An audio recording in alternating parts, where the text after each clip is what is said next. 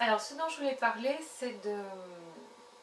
On est en 2011 et ça fait exactement quelques mois après, 10 ans, qu'il y a eu la chute des Twin Towers le 11 septembre 2001.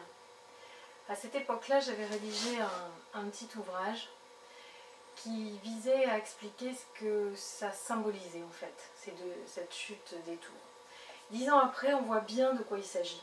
En fait, ces deux tours sont tombées et symboliquement, ça a bien démontré la chute d'un système, la chute d'un modèle.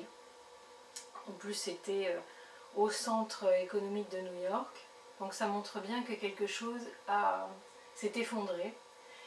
Et une fois la sidération passée, une fois le deuil entamé par les différents peuples et les personnes et que l'inconscient collectif a pu assimiler ce que ça pouvait représenter sur différentes dimensions, on a assisté progressivement à une compréhension de l'événement qui a permis d'arriver aux déductions de changements de société. Et donc depuis 2004, 2005, 2006 à peu près, on a vu apparaître des différents discours de philosophes, de sociologues, d'économistes, de géopolitiques sur le fait que notre société est en train de changer de façon radicale. C'est-à-dire que les repères tels que la modernité peut apporter le bonheur, que la science répond à tout et que la consommation apporte aussi la joie et le bonheur, on s'est bien rendu compte que ça ne suffisait plus et que ça ne répondait plus. Et que ce système qui s'est développé grandement à la suite de la Deuxième Guerre mondiale, pour la reconstruction notamment de l'Europe, s'est essoufflé et s'est complètement modifié. Quelque chose a vraiment changé dans l'esprit. Donc de cette volonté de reconstruire, de cette utilité du capitalisme comme permettant de donner un nouveau souffle à nos économies, en fait il y a eu une distorsion et on en est arrivé à un libéralisme débridé qui utilise la finance pour elle-même et qui n'est plus en corrélation avec l'économique et encore moins avec la réalité des entreprises. Et ça nous a donné toutes les dérives qu'on connaît de gouvernance, de rapport au temps qui font que maintenant la plupart des grosses entreprises n'arrivent plus à penser leur stratégie sur 10 ans mais sur des courts termes liés au rapport à donner à la bourse. Et à force de raccourcir le temps, de se priver de cette capacité d'anticipation, on s'est rendu compte qu'on tournait à vide et on ne faisait plus que de l'argent pour faire de l'argent, on n'était plus du tout lié à ce que fabriquent les entreprises, aux services et aux produits qu'elles rendent, et encore moins aux êtres humains qui les composent.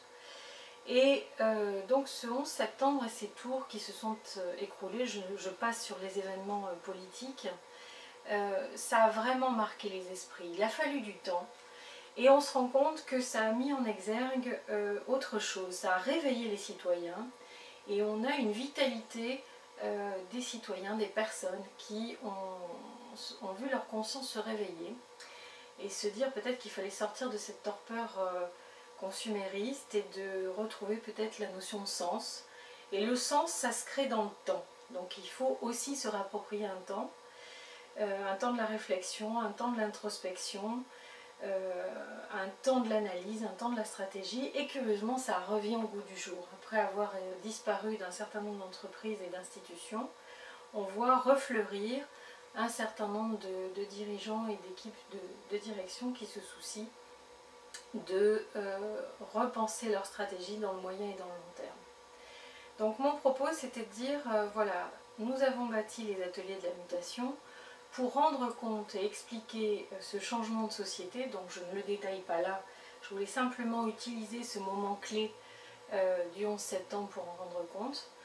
On est dans un moment qui s'étale depuis un certain nombre d'années, donc à peu près depuis les années 2000 avec les bulles successives qui ont comme un peu les bulles d'un volcan montré différentes irruptions du système qui était déjà en train d'étouffer un petit peu.